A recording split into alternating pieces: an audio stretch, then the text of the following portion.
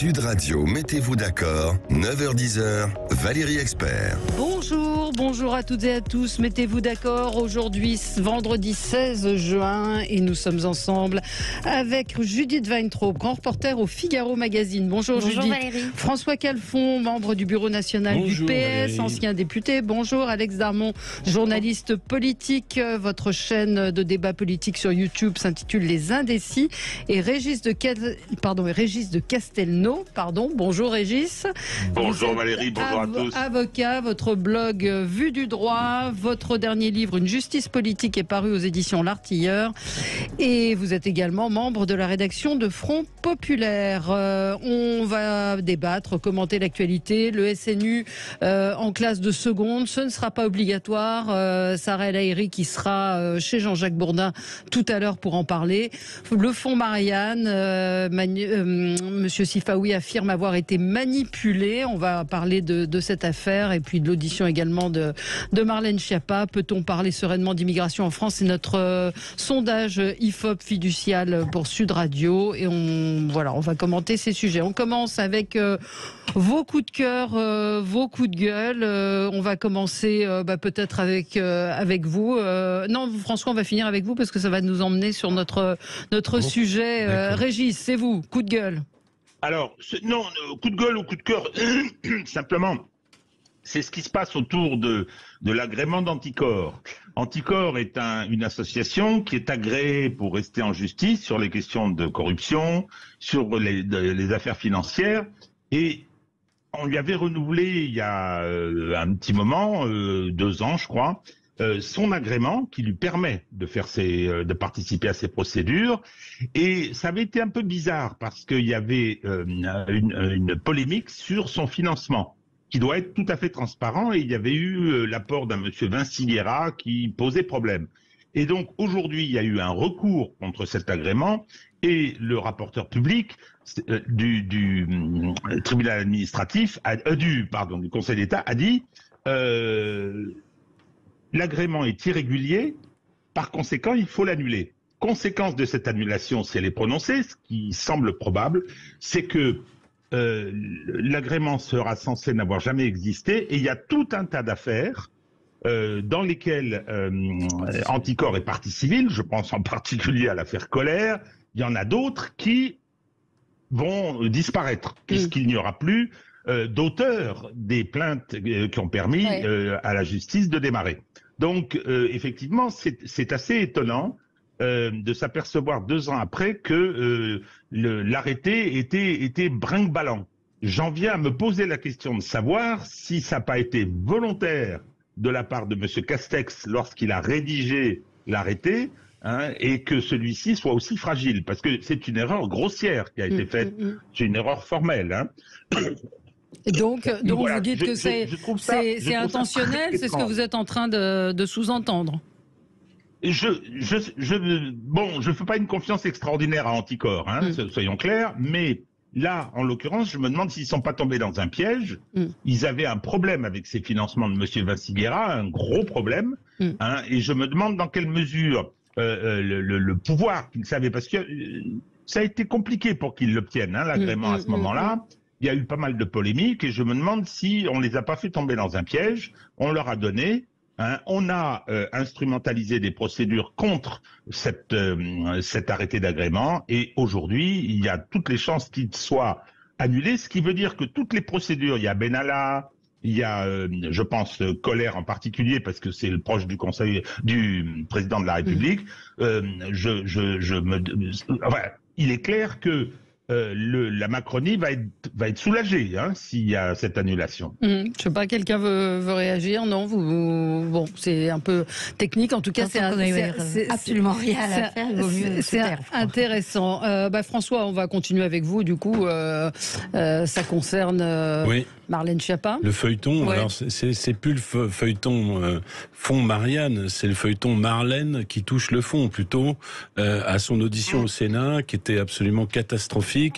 Je me souviens d'un grand directeur de cabinet qui a été celui de Pierre Jox, d'Elisabeth Guigou, qui était Christian Vigourou. Et il avait fait un petit essai, puisqu'il est conseiller d'État lui-même, en disant « Emma Bovary, c'est moi, eh bien mon cabinet, c'est moi ». Le directeur de cabinet, il est transparent. Il n'est que le continuum du ministre. Et on se retrouve avec une pathétique défense de Madame Schiappa, qui se perd dans ses notes, une hallucinante audition au Sénat, où elle explique que 3 membres de son cabinet ont elles-mêmes instruit finalement la question de la subvention à l'association de Monsieur Sifawi pour un montant à géométrie variable. La seule chose dont elles se souviennent, c'est d'avoir écrit un mail qu'elle pose comme pièce à conviction sur le fait qu'elle voulait réduire un montant de subvention de 600 000 à quelques 350 000 euros. Enfin bref, elle se noie totalement dans ce qui apparaît comme quoi, c'était la distribution, et là on est au summum du cynisme, d'un fonds dit Marianne, qui a été créé après l'assassinat de Samuel Paty pour créer une contre-offensive numérique, ce qui pouvait être une bonne idée, contre l'influence finalement de l'islam radical sur les réseaux sociaux. Et on se retrouve dans chanter une subvention, je crois de 100 000 euros à SOS Racisme, et de servir les copains et les coquins sur des bases que nous ne connaissons pas, sur finalement des associations qui reçoivent des centaines de milliers d'euros, notamment celle de Monsieur Sifawi, et qui reconnaît lui-même qu'il n'est pas content du bilan de l'action de son association. Tout cela signe quoi finalement? Parce qu'il faut prendre un peu de hauteur, là encore, on n'est pas dans la technique. Ça signe le personnage et les petits marquis de la Macronie. Alors, il y a les petits marquis transparents, c'est tous ces amis start-upers, technocrates qui sont promus comme ministres et qui sont absolument transparents. Ils apparaissent et disparaissent. Et il y a les petits marquis, les petits personnages médiatiques, et Madame Schiappa en fait partie. On a peine à comprendre de quel ministère elle est responsable. Elle fut responsable, elle était auprès du ministère de l'Intérieur, maintenant à l'économie sociale et solidaire.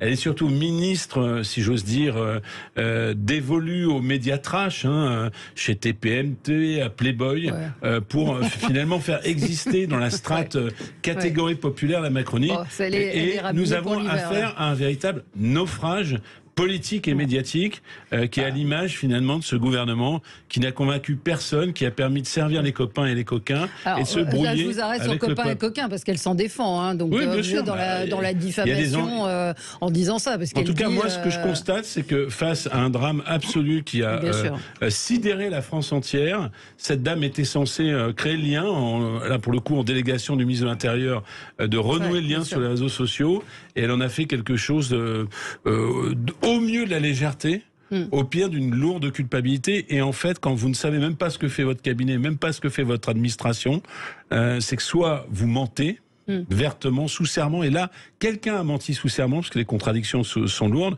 soit vous êtes irresponsable. Et si vous êtes irresponsable en politique, vous n'avez rien à faire en responsabilité. On marque une toute petite pause et tout le monde veut répondre. Donc vous répondrez dans un instant après la pub. À tout de suite.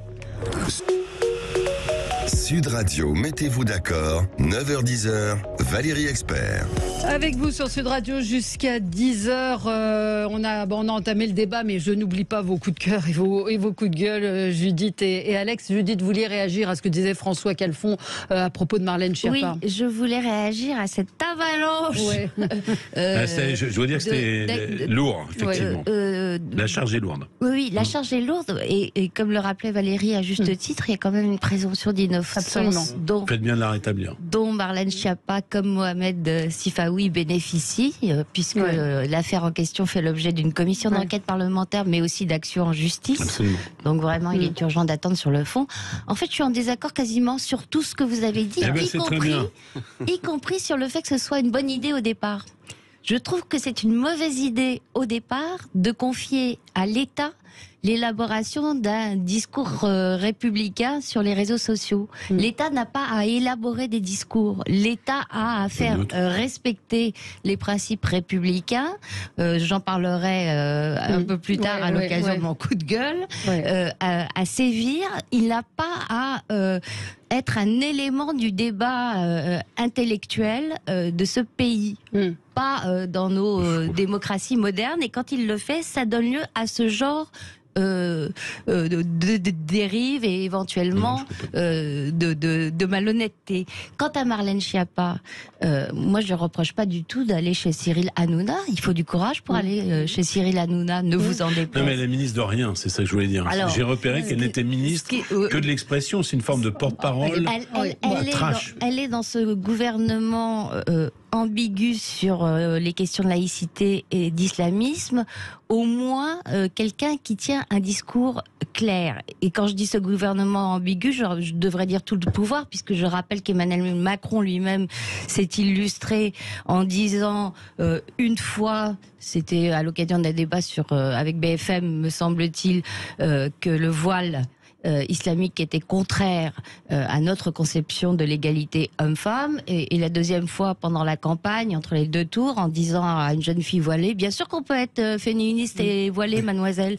Donc moi je m'y perds, je ne suis pas la seule. Schiappa au moins était clair. Quand on fout dans l'affaire, je laisse la justice faire son Alex, et puis après Régis. Non mais oui, enfin moi je me passionne pour ce genre de commission d'enquête, honnêtement, donc je regarde ça un peu comme une série. Ah, mais c'est surtout hier. Hier, Sifaoui, on avait l'impression que c'est lui qui interrogeait les. Oui, exactement. Il a retourné. Enfin, il voulait retourner. Il n'a pas vraiment réussi à retourner l'interrogatoire. Et quand vous voyez qu'il n'a pas pu aller il y a 2 jours à sa commission d'enquête parce que la justice a perquisitionné chez lui, qu'après vous voyez la commission d'enquête de Marlène Schiappa, qu'il faut avouer est un peu perdue face au sénateur, et on sent elle est en brasse coulée, oui. Ouais, on sent que bon, et il y a de la présomption d'innocence, et vous avez raison, il faut faire très attention à ça, mais on sent qu'elle est pas à l'aise. Hier, Mohamed Sifaoui, pareil. Moi, j'ai envie de retenir autre chose parce qu'on a tout dit là-dessus. J'ai envie de retenir que le Sénat, finalement, à chaque fois, fait son travail. C'est-à-dire que le Sénat fait des commissions d'enquête rigoureuses. Il prend le temps, il est pas dans la réaction mais dans l'action. Quand vous voyez que l'année dernière, transpartisane. Oui, exactement, l'année dernière, en très bonne intelligence entre les groupes. C'est hyper intéressant l'année dernière quand vous voyez le sénateur Reynal qui travaille avec le sénateur Husson sur cette commission d'enquête, c'est hyper intéressant. L'année dernière, quand vous voyez la commission d'enquête sur le Stade de France après le drame qu'il y avait eu lors de la soirée de la Ligue des Champions. Rappelons l'affaire Benalla. C'est ce que j'allais dire. Exactement, la commission d'enquête de l'affaire Benalla. Qui a tourné court à l'Assemblée nationale et que le Sénat a récupéré. Vous faites bien de le dire, Judith, parce qu'il n'y a absolument pas ça, vu le verrouillage de la Macronie à l'Assemblée nationale. Grâce à Yael Braun-Pivet. Et donc le Sénat joue son rôle de contre-pouvoir, et c'est très intéressant. Et j'en profite aussi pour dire que on a appris, parce que vous parlez de Samuel Paty, parce que c'était pour normalement faire suite à ce drame Samuel Paty, on a appris que le Sénat avait fait une commission d'enquête sur l'affaire Samuel Paty qui aura lieu enfin. Et pour essayer de trouver les défaillances, et ça c'est intéressant. Donc moi je retiens ça, c'est avec première audition Papa Ndiaye, ministre de l'Éducation nationale, un ami de Madame Vento, dont il faut rappeler qu'il n'était pas en fonction au moment de l'assassinat de Samuel Paty. Régis. Alors moi, je vais prendre la défense de Marlène Schiappa. Ça ne m'étonne pas. Elle a dû faire du déjeuner en ville, Madame Schiappa. Non, attendez. Elle n'a pas été si mauvaise. Elle n'a pas été si mauvaise. Elle était dans une situation très difficile, et elle a été plutôt, je veux dire, au niveau de l'expression, avec une communication relativement maîtrisée. En revanche, hier, et les 2 parlementaires qui, je trouve, dirigent très bien, ont été très gentils avec M. Sifaoui, qui s'est comporté comme un voyou en costume. Bon, donc, absolument. Non, mais c'était incroyable. C'était incroyable. Bon, sur le fond, François, moi je veux bien. Mon cabinet, c'est moi. Mais qui compose les cabinets ici, dans ce gouvernement dont la moitié sont des débiles, a dit Madame Borne, ex-socialiste. Emmanuel Macron. Donc, et bien sûr. Donc, qu'est-ce que c'est que cette affaire? Alors, la présomption d'innocence, je veux bien. Il y a une enquête de presse importante, France TV Info et Marianne. Il y a Mediapart qui s'y est mis. Il y a un rapport de l'inspection générale de l'administration. Et excusez-moi, j'ai quelques petites analyses concernant une commande publique passée dans ces conditions. Bien sûr. Bon, il y a une affaire. C'est là la question. Bonne idée, François. Non, c'était pas une bonne idée. Ça a été un effet d'aubaine. Il y a des gens qui ont décidé et qui ont. Attendez, je voudrais poursuivre, et qui ont décidé de réaliser une opération pour effectivement arroser les copains, qui ensuite ont fait la campagne de monsieur Macron, qui sont des agents habituels de la Macronie, et ça a été, je suppose, imposé à Marlène Schiappa, qui aujourd'hui, qui par arrêtez d'en faire une victime quand même. Non, c'est pas. Attendez, vous savez très bien, vous connaissez le fonctionnement de l'État, vous connaissez très bien le fonctionnement de la politique. C'est clairement une opération qui a été montée ailleurs, et qui a été décidée ailleurs, et dont elle a été l'instrument. Ça, c'est son problème, elle s'en débrouillera. Il y a du pénal partout dans cette affaire. Le rapport de l'administration dit il faut qu'il rembourse. Répétition de l'indu, excusez-moi. Vous pensez vraiment qu'ils vont pas en rembourser faire un bouc émissaire de Madame Schiappa. Il y a une culture de l'indu. Mais là, moi, je m'inscris un peu en faux quand même. Oui, mais enfin, vous avez une responsabilité, non ? Oui. Oui, bien sûr. Oui, quand vous êtes ministre, vous avez une responsabilité. Juste quand même un point. Alors, pardon. Elle aurait dû démissionner depuis longtemps. Un point quand même. Régis a parlé de la presse qui fait des enquêtes. Dans certains cas, je pense notamment à Mediapart, on est trop content de jeter le bébé avec l'eau du bas.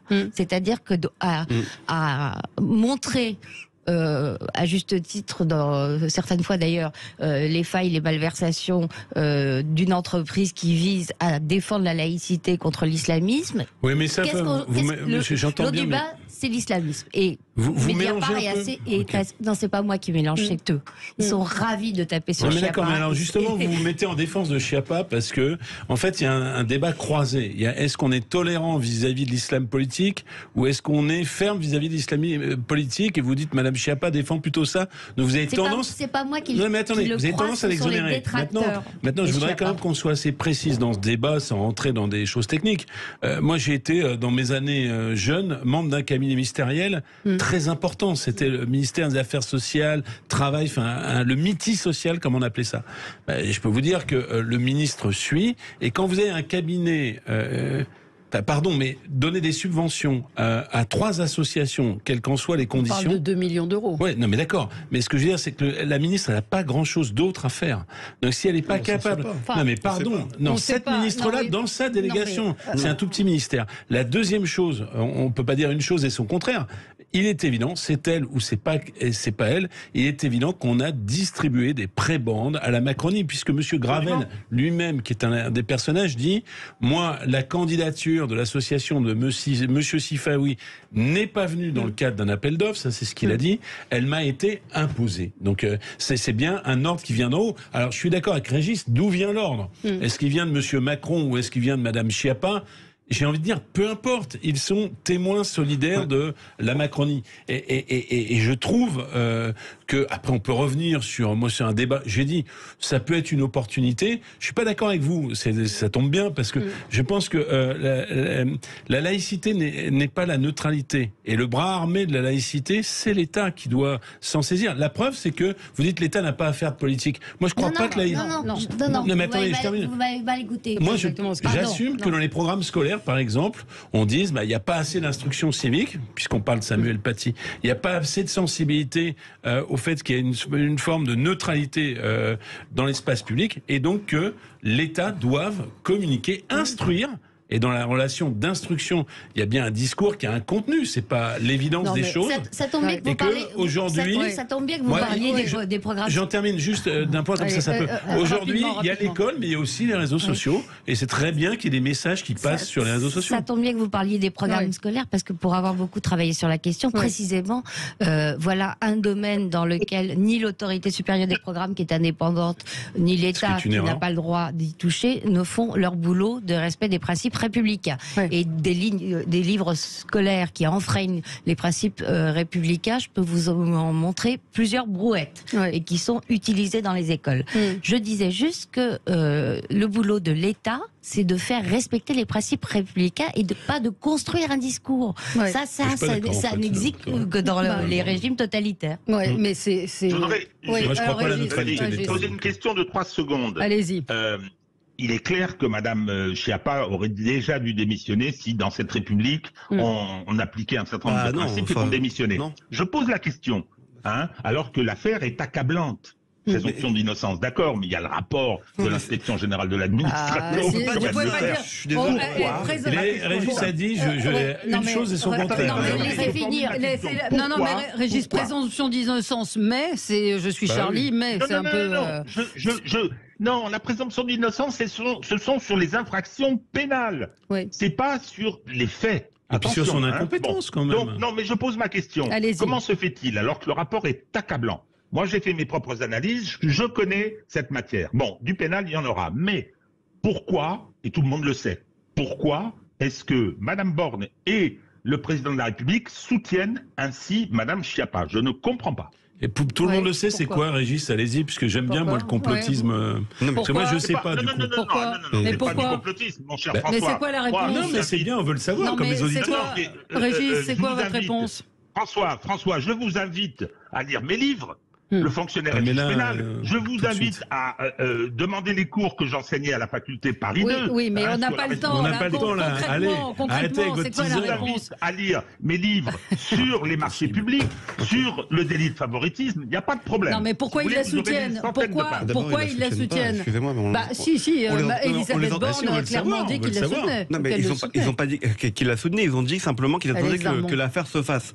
C'est ce qu'on appelle, effectivement, je suis désolé, alors vous dites que c'est que dans le pénal, mais la présomption d'innocence, ça peut exister un peu partout. Et on peut pas dire il y a présomption d'innocence, mais par contre il faut qu'elle démissionne. Et qu'elle démissionne par rapport au fait, qu'elle démissionne par rapport au fait qu'elle soit incompétente ou qu'elle ait. Voilà, c'est ça, c'est pas pareil. Moi, je pense que moi, j'en appelle à sa démission non pas sur les faits pénalement répréhensibles. Il y a un temps de la justice, c'est sur son incompétence crasse. L'incompétence, elle est liée à savoir s'il y a eu une erreur, s'il y a eu erreur ou pas. Petite pause et on revient dans un instant. Et on va faire les coups de cœur et les coups de gueule d'Alex et de Judith. À tout de suite. Sud Radio, mettez-vous d'accord, 9h-10h, Valérie Expert. Avec vous sur Sud Radio, on continue de commenter l'actualité. Alors peut-être, Alex, vous, c'est un coup de gueule. Oui, c'est un coup de gueule. C'est un coup de gueule et surtout... le fait qu'il y a une crise diplomatique entre la France et l'Algérie, dont on ne parle pas beaucoup quand même. Hier, on apprend que, alors ça s'était fait il y a quelques semaines déjà, mais que un couplet anti-français a été ajouté dans le Kassaman, qui est l'hymne national algérien, et qui ordonne, ce couplet, ordonne à la France de rendre des comptes par rapport à ce qui s'est passé lors de la colonisation. Il avait été retiré, ce couplet. Il y avait même une demande d'abrogation de la part de certains hommes politiques algérien, mais ça n'avait jamais été effectué. Et là, hier, par décret, Abdelmajid Tebboune qui demande à ce qu'on réintroduise ce couplet. Et donc, il sera joué lors de cérémonies officielles quand le président algérien sera en représentation. Alors, il ne sera pas joué lorsque des présidents étrangers viendront en visite officielle dans le pays. Donc, si Macron décide un jour de se rendre en visite officielle dans ce pays, il ne sera pas joué ce couplet-là. Mais en tout cas, ça dit quand même beaucoup de choses de la période actuelle. On sait que le président algérien devait se rendre en France au début du mois de mai, ça a été annulé. On entend forcément l'interview d'Édouard Philippe il y a quelques jours sur l'immigration et l'immigration principalement algérienne. Et donc on entend aussi ce qu'avait dit Emmanuel Macron au début de l'année 2023 quand il avait dit je n'ai pas à m'excuser de ce qui s'est passé. Il y a un rééquilibrage de ce qu'il avait dit avant. Justement en 2017, crime contre l'humanité, et là il dit je n'ai pas à m'excuser. Bref, on sent qu'il se passe quelque chose qui est un peu étrange entre la France et l'Algérie. Judith, vous connaissez bien le dossier aussi. Les relations entre la France et l'Algérie sont évidemment marquées du sceau de l'ambiguïté, c'est-à-dire du sceau macroniste, et ça c'est notre part de responsabilité, mais il ne faut pas être naïf non plus. La détestation de la France est devenue une variable d'ajustement dans la politique intérieure algérienne. Donc on est complètement instrumentalisé, ça ne nous excuse pas par notre maladresse d'alimenter cette instrumentalisation, mais ça nous dépasse très très largement. C'est un président qui est un chef d'État qui est incapable de gérer correctement son pays, de gérer correctement l'économie, et il fait feu de tout bois pour faire oublier à sa population son indigence. Moi, je crois que c'est ça qu'il faut retenir. C'est-à-dire que malheureusement, on est la variable d'ajustement de la politique algérienne. C'est-à-dire que c'est un clan qui est... Souvenons-nous, le Irak, c'était la protestation massive de la jeunesse algérienne contre les généraux, contre la kleptocratie algérienne, parce que c'est une kleptocratie, et on a enfermé les blogueurs en prison. Et ben, à chaque fois que vous avez un raidissement, on peut pas faire mieux comme raidissement de cette kleptocratie, on agite le hochet de la culpabilité française dans la situation algérienne. Moi, il y a quelque chose d'autre qui m'inquiète sur l'évolution de l'Algérie. Il s'était déjà rapproché de la Chine. C'est la visite de M. Tebboune en Russie. On voit bien que le terrain perdu par la France en Afrique subsaharienne, mais également au Maghreb, est repris immédiatement par la Russie, qui est devenue quelque part le centre. Non plus comme ce fut le cas, parce que c'est les vieux liens du FLN avec l'Union soviétique. Finalement, le fait fédérateur de la Russie en ce moment, c'est de fédérer l'ensemble des pays non onusiens, non américains, si j'ose dire, autour des démocraties libérales ou des dictatures, puisque eux, ils n'ont bien sûr aucun problème avec la dictature, ils ont plutôt un problème avec la démocratie. Oui, Régis, sur ce sujet. Je voudrais ajouter une chose. Oui, il y a actuellement, le monde est en train de changer et il y a une césure entre l'Occident collectif et le Sud global. Alors, on trouve des noms comme ça. Non, moi, ce que je voulais pointer, c'est qu'on parle de la politique intérieure algérienne, mais il y a un problème, c'est que c'est un outil de chantage pour l'immigration algérienne en France. Ce que fait Erdogan avec les communautés turques, et ça, c'est quand même dangereux. Hein, je pense que c'est quelque chose auquel il faut qu'on fasse attention. Il y a des volontés de manipulation de la part de l'État algérien. Il y a des éléments de chantage. Et c'est vrai que cette histoire de couplet, dans une relation qui est ancienne, qui est tumultueuse, très passionnelle, c'est vrai. On devrait, enfin, je veux dire, être beaucoup plus exigeant d'une certaine façon sur ces questions-là, hein, dans leur dimension. Ça interroge. Sur le chantage, sur l'immigration, je suis pas, pour le coup, c'est pas que je défends l'Algérie, mais c'est factuel. Je suis pas complètement d'accord parce que les Algériens tiennent bien leurs frontières. C'est-à-dire que quand vous voyez les bateaux venir, ils viennent, et d'ailleurs dans le drame grec, ils viennent pas d'Algérie, ils viennent de l'Égypte, ils viennent de la Libye. Non, François. Non, leurs ressortissants. Mais parce que en ce qui concerne leur traitement de l'immigration subsaharienne, je peux vous dire qu'ils les laissent pas passer en France. Ils ont plutôt tendance, d'ailleurs, dans des conditions droits de l'hommesques contestables, à les lâcher dans les bus au large de Tamanrasset. Hein. C'est plutôt ça la pratique de l'État algérien. Parlait, je pense, de l'attitude du gouvernement algérien par rapport aux Algériens qui veulent émigrer. En même temps, dans le débat public, M. Édouard Philippe lui-même, et dans le débat public, il y a la remise en cause des accords bilatéraux entre l'Algérie et la France, issus d'ailleurs de la guerre d'indépendance, qui peuvent froisser ou rendre un peu nerveux les Algériens, légitimement. Judith, pourquoi légitimement? On n'a pas le droit de remettre en cause des accords qui datent de 1962. On peut le faire, mais vous savez, derrière, il y a toute la collaboration sécuritaire. Alors, quand même, qui existe entre... Alors, Judith, c'est une information que j'ai découverte ce matin et sur laquelle vous vouliez revenir, ce qui s'est passé à Nice dans certaines écoles. Oui, exactement. Alors ça, c'est la presse régionale qui a commencé à s'en faire état. Il y a plusieurs écoles, très exactement 3 écoles primaires, c'est-à-dire avec des gamins de 9 à 11 ans. Public ou pas Public. Ouais. Un lycée et un collège à Valoris, où depuis plusieurs semaines, les enfants organisent des prières musulmanes dans la cour et même des minutes de silence en l'honneur du prophète Mahomet, ce qui est absolument n'importe quoi au passage, parce que tous les musulmans vous diront qu'on n'a jamais fait une minute de silence.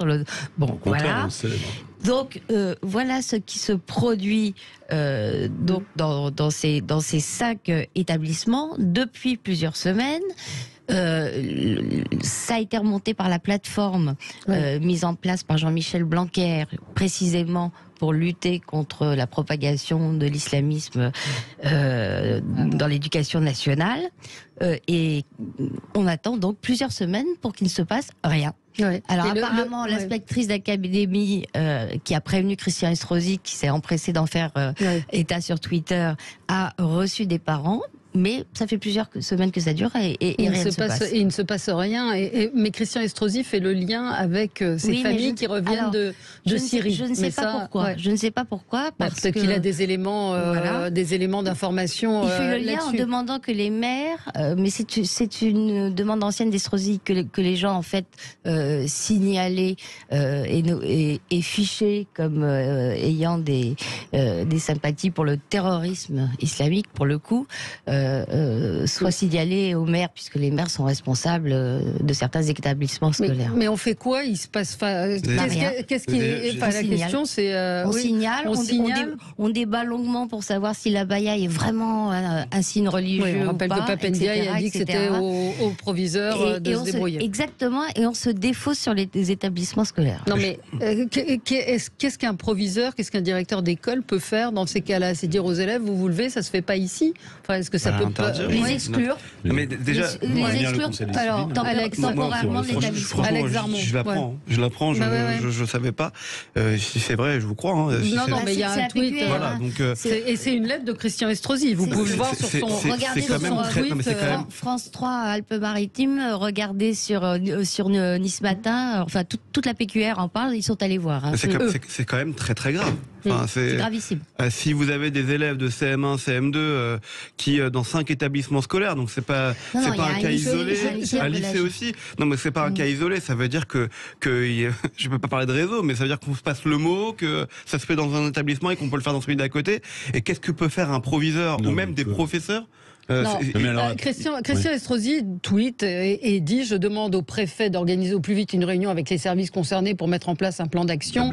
À Elisabeth Borne de renforcer l'action de l'État face à ceux qui menacent la République. Et il ajoute: je demande également à Elisabeth Borne que les maires soient désormais informés des établissements où les enfants dont la famille revient de Syrie sont scolarisés. Les maires sont les premières vigies de la République. Donc ça veut dire, s'il dit ça, que ces enfants qui font la prière dans la cour sont des enfants qui reviennent de Syrie. C'est ce qu'on peut.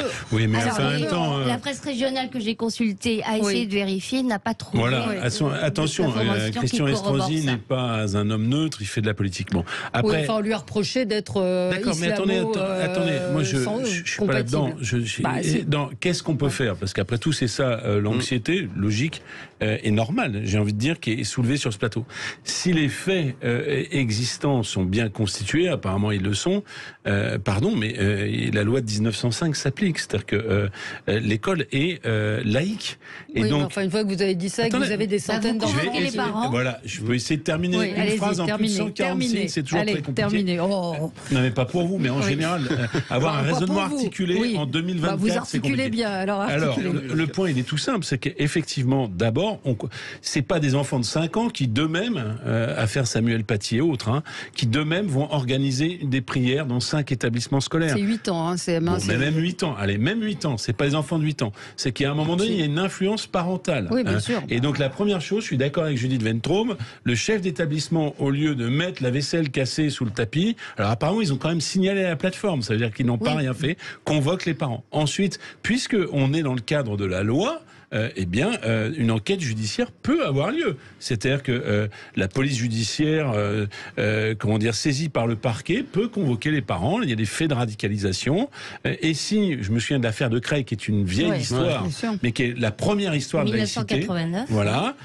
Et si, à un moment donné, face à ceux qui détiennent l'autorité parentale, les enfants n'évoluent pas dans leur comportement, eh bien oui, il doit y avoir des mesures d'exclusion qui doivent être prises. Donc ne soyons pas comme terrorisés. On a l'impression d'une poule qui a trouvé un couteau. Enfin, je veux dire, on est. Oui, mais c'est pour ça que je vous dis, les moyens d'agir et même la nécessité d'agir pour faire respecter la laïcité dans le dialogue. Judith Ventraume a évoqué le dialogue, mais aussi dans la sanction si le dialogue ne va pas à son terme. C'est le rôle des chefs d'établissement, c'est le rôle de l'État. On y revient dans un instant. Vous aurez la parole, Régis de Castelnau. À tout de suite. Sud Radio, mettez-vous d'accord, 9h-10h, Valérie Expert. Et nous revenons avec vous en studio pour commenter, pour continuer à débattre autour du coup de gueule, en tout cas du coup d'éclairage de Judith Weintraub sur ce qui s'est passé. C'est un coup de gueule que ça ait pu durer plusieurs semaines. Plusieurs semaines et qu'on en soit, c'est ce qu'on se disait pendant la pub, à se dire il faut une lettre. Qu'est-ce qu'on fait? Il faut une lettre qui paraît sur Twitter et qui. Enfin, c'est Régis, on vous a pas entendu sur le sujet. On ne m'a pas entendu, peut-être parce que je suis un peu accablé. Ouais. Ce débat, depuis l'affaire de Creil, il y a 30 ans, hein, je pense, revient, y compris quand on a parlé de l'affaire du fonds Marianne, c'était ça aussi. Hein. Oui. Bon, bien sûr. Moi, je suis pas Yaka Fauqueux, c'est une question délicate, parce que se heurte la conception universaliste à la française, hein, et le communautarisme. C'est ça, et l'identitarisme où la religion joue un rôle. Bon. Concernant l'éducation, le principe de laïcité, il faudrait faire des écoles, pas seulement des écoles, des sanctuaires où effectivement, mais ça nécessiterait bien évidemment d'autres organisations, d'autres symboliques, d'autres signalétiques. Et puis il y a aussi le problème de ces enseignants et de ces responsables d'établissement qui sont dans des situations difficiles. C'est pas évident de prendre des décisions. Stéphane Simon, le patron de Front Populaire, a écrit un livre sur Samuel Paty et il fait la démonstration. S'il y avait eu un minimum de courage, mais je dis pas que c'est facile de l'avoir, un minimum de courage, cette affaire ne serait jamais arrivée. Parce que, effectivement, la poussière sous le tapis, ou les morceaux de vaisselle, je crois que c'est François qui dit ça, oui, c'est une question politique en amont. Oui, alors Régis Sépire, le livre de Stéphane Simon démontre que les collègues enseignants étaient complices. Bien sûr. Étaient complices par leur abstention. Ils trouvaient que c'est Samuel Paty qui avait commis une erreur. Oui, mais tout à fait, absolument. On est au-delà du manque de courage. C'est une question politique. Et au plus haut niveau de l'État, y compris avec la nomination de ce ministre-là, on n'est pas devant quelqu'un dont la foi laïque est avérée. Moi, je suis désolé. Hein. Oui, alors, je voulais rajouter, parce que sur le plan idéologique, tout le monde est bien campé ce matin, une dimension qu'on sous-estime, nous, parce qu'on est des boomers maintenant, hein, à partir de 35 ans, on est des boomers, donc on est largement des boomers, c'est la dimension générationnelle. C'est-à-dire que vous avez des jeunes gens, de droite comme de gauche, ou de rien surtout, qui passent leur temps à regarder des séries de télé américaines où le différentialisme, le communautarisme, quelle que soit d'ailleurs la nature de la communauté, est valorisé. Hein, et que toute forme de volonté de neutralité ou de discrétion est au contraire stigmatisée. Et je crois qu'on est quand même confronté beaucoup à ce problème-là. C'est-à-dire que quand vous parlez à des jeunes générations, c'est pas qu'ils sont islamistes, il y en a plein qui le sont pas, quelle que soit d'ailleurs leur obédience religieuse, c'est qu'ils ne comprennent pas. Et mes propres enfants, et je les salue s'ils m'écoutent, ils disent, mais leur grand principe de vie qui régirait la vie, pourtant je peux vous dire que je ne suis pas quelqu'un de particulièrement babacool dans l'éducation, ils disent, mais du moment qu'on dérange personne, c'est leur principe de vie. Et ils ne comprennent pas les choses, tant sur les questions de transidentité, que sur les questions religieuses, que sur les questions d'accoutrement, où moi-même je ne suis pas suivi, je passe pour un réactionnaire, y compris sur ce plateau. Et je peux vous dire que vous avez votre prisme qui est l'islamisme radical, mais ce prisme-là, c'est le vôtre, mais c'est pas le leur. Et oui, donc ça pose encore.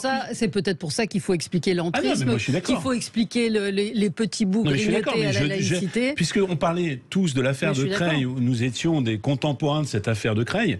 Le monde a changé entre-temps. Ce qui ne veut pas dire que le problème de l'islam radical, je suis pas dans le relativisme, n'existe pas.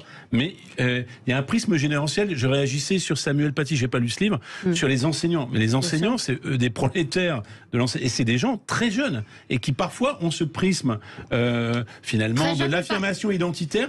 Pas forcément sous un angle de soutien à l'islam politique. Très jeune et dont une proportion significative apprécie la France insoumise et adhère à son islamo-gauchisme. Oui, mais une proviseure de lycée faisait remarquer à propos de l'abaya, vous l'avez peut-être lu Judith récemment, que la plupart des proviseurs sont assez conciliant avec ces thèses-là. Oui, ils veulent avoir la paix. La moitié s'en foutent, veulent la paix, et l'autre moitié voit pas où est le problème. En même temps, ça renvoie. Enfin, moi, c'est là où je défendrai le corps enseignant, c'est que ça renvoie à une forme d'abandon. Vous parlez finalement d'une prolétarisation du métier de professeur, une forme d'abandon des professeurs, une forme d'abandon dont on voit que, pardon, mais on va parler franchement, on recrute à 4 sur 20 en mathématiques, c'est ça la réalité. Donc vous n'avez pas le haut de l'amphi. Il y a 30 ans, vous aviez le haut de l'amphi. Maintenant, vous avez le bas de l'amphi. Et puis des proviseurs on peut dire c'est le maillon de la chaîne qui fait défaut. Mais le rectorat, tout ça, ils appellent, il n'y a personne. Non, donc à un moment donné... Pire, vous avez un ministre de l'Éducation qui dit au proviseur, débrouillez-vous, pour rester correct, avec la baya. Débrouillez-vous avec Démerdon ziziche, comme on dit, vulgairement. Et c'est ce contexte-là qui est posé dans les établissements. Qui est dans la continuité parfaite de ce qu'avait fait Jospin en 1989 dans l'affaire de il y avait Chevènement qui n'avait pas dit la même chose. Alors, c'était Jospin, le ministre de l'Éducation. Pour moi, le problème n'est pas celui de l'islam radical. Je pense que les choses, d'ailleurs, de ce point de vue-là, sont toujours dangereuses, mais elles ont régressé quand même.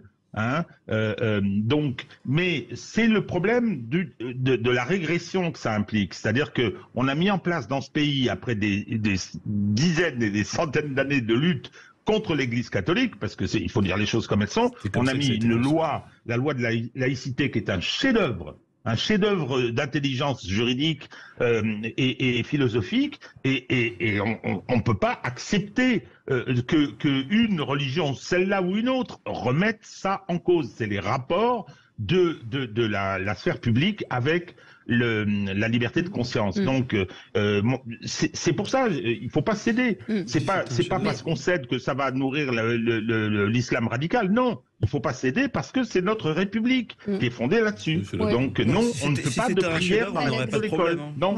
Si c'était un chef-d'œuvre, la loi contre la laïcité, pour la laïcité, pardon, on n'aurait pas ces problèmes aujourd'hui qu'on rencontre. Il y a peut-être aussi, à un moment donné, il faut peut-être mettre